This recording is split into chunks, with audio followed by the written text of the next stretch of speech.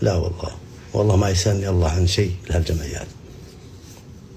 قد تشوفني كل جمعة في مكة المكرمة تقول لا يا أخوان إفطار صايم يا أخوان، وأجي واسجد وأقول اللهم لك الحمد، وقفلت الوقت فيه وقفلت الوقت حبيبي، صكك في حسابك بكم.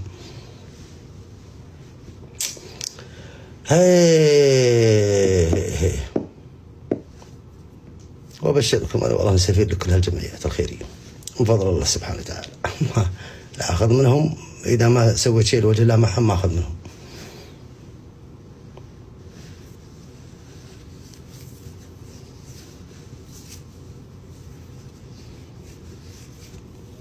لا بس أنا أبين نقطة، كثير من الناس قالوا ليش سوي كذا وليش أنت قفلت قطعة أرزاق الناس.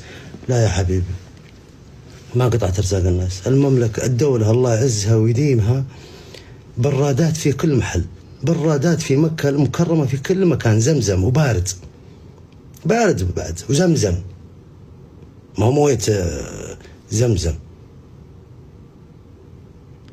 اللي جايبة 3 مليون الدولة عملت لهم السكن والأكل والشرب والعلاج والتنقلات لين يرجع بلده.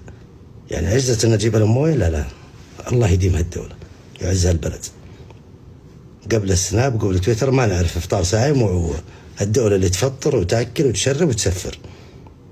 قبل السناب هذا خلاص، السناب الآن لازم تنزل تحط لك تريلات. لا بعدين يا أخوي كلام فاضي هذا والله العظيم. خلاص ادخل رح السقيا ما طال عمرك، حط في حساب خلاص، ثقة تامة والله ثم الله أقولها وأنا في الصين، إن ما يروح منها ريال حرام، إنها تروح للوجه المستحق. عندك منصة ساهم والله ثم الله، وأنا سافرت مع مركز الملك سلمان وسفير مركز الملك سلمان، سافرت أكثر من 90 دولة. تحط ألف ريال يروح 1000 ريال، ما في فايز المالك ياخذ 5% ولا الدكتور ربيع ياخذ، ما في العمل عليها، ما في الكلام هذا، ما هو موجود ابدا. تدفع حق بير، حفر ابار، سلة غذائيه، علاج قلب، علاج نظر، علاج اطراف، بناء مدارس، بناء مستشفيات، لا تروح حقها. ما في المبلغ يحول مباشره. والله العظيم انه يعني قاعد اتكلم يعني فضفض. انا في الصين قلت خلنا فضفض يعني بعيد عنكم، قلت يلا. كل اتمنى من اخواني زملائي المشاهير، هذه زكاة شهرتكم، والله زكاة شهرتكم، زكاة معرفة الناس فيكم، زكاة متابعينكم لوجه الله تعالى. يا اخي جمعية خيرية عندها وقف، تعال قفل الوقف وافتخر واسجد وارقص لوجه الله تعالى. ما مسكري مبلغ وجه يقول والله قفلته يا ربي.